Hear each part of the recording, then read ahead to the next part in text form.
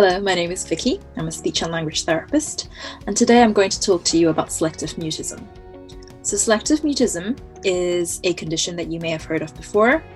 It's considered a phobia, and we're going to talk a little bit about what it is, how it's diagnosed, and also some of the intervention methods that might be used if a child is diagnosed with selective mutism.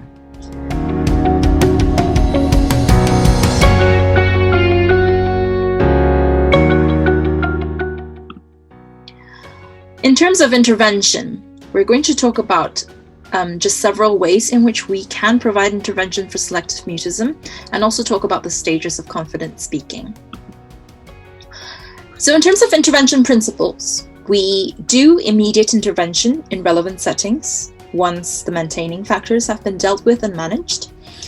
We try to have a united, consistent approach across school and home and any other settings that the child goes through frequently.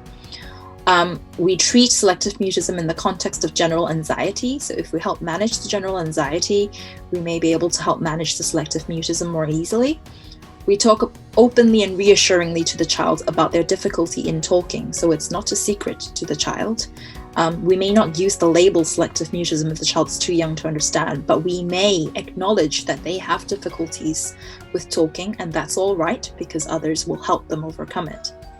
We remove the pressure to speak. We support participation rather than avoidance. So we don't do things for the child so that they can avoid doing it. So I don't speak for the child, for example, just so that they don't have to speak, because that becomes an avoidance strategy. We help the child face their fear of talking at their own pace, one small step at a time. And we follow an overall management progression.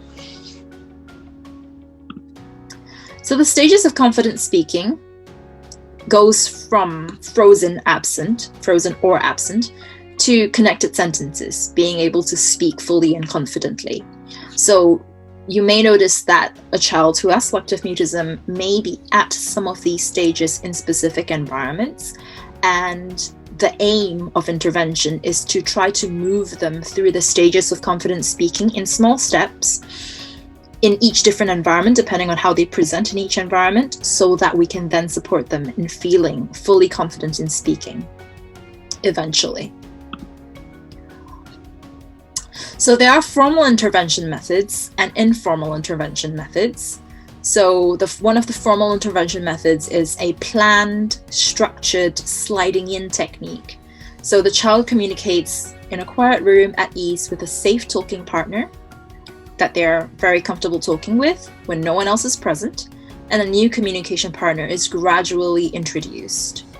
So for example, you can try the sliding in technique with mum at home, with mum at school in a quiet space, then with the door open with a key worker or the intended talking partner outside, and then with door completely open, and then after that talking with mum with key worker in the room. So you can see that those are very little steps going forward. So with the door just a little bit open, with the door fully open, and then with a new person in the room. So building up that tolerance is the key in the sliding in approach. And then you can also have a formal technique in the form of the shaping technique, where we encourage and build on nonverbal communication and making sounds. And that's focused more on desensitization, where the child gets used to the thought of doing something they previously thought they couldn't manage. So for example, might be something like allowing a teacher to hear their voices on a tape or on a telephone, a pre-recorded message, something like that. Again, it's really important that we do things in small steps. We do this by changing only one factor at a time, like we said about, using the same communication partner, the safe communication partner, introducing a new communication partner, but keep that person consistent as you do the intervention, and then doing things very slowly. So we won't change the communication partner, but we might change the distance at which the communication partner is standing. So just one thing at a time. So progress can be made by generalizing existing communication methods to a new location. So if they can whisper somewhere, they might be able to whisper somewhere else, for example. Generalizing existing communication methods to a new conversation partner. or using new methods of communication like gestures, eye contact, written language, sounds, or speech. So rather than an unclimbable wall, you have steps where the child can progress through. So here are some strategies for the classroom for interactions with a child who has selective mutism. You can openly acknowledge the child's difficulty in an accepting and relaxed way, and you can stress that the situation is temporary. You can encourage communication in a relaxed atmosphere with no pressure to actually speak. So doing things like making open comments or asking questions that don't really require an answer, or not making direct eye contact while you're asking a question or making a comment. Comments work well. So making comments without expecting the child to respond to you. Provide the opportunity rather than the expectation to join in. So for example, you might say, "I love that color. I wonder what you used to mix it," rather than, "How did you make that color?" The second question is a direct question and can feel very confrontational to a child with selective mutism. You stand next to the child and reduce eye contact while talking to them.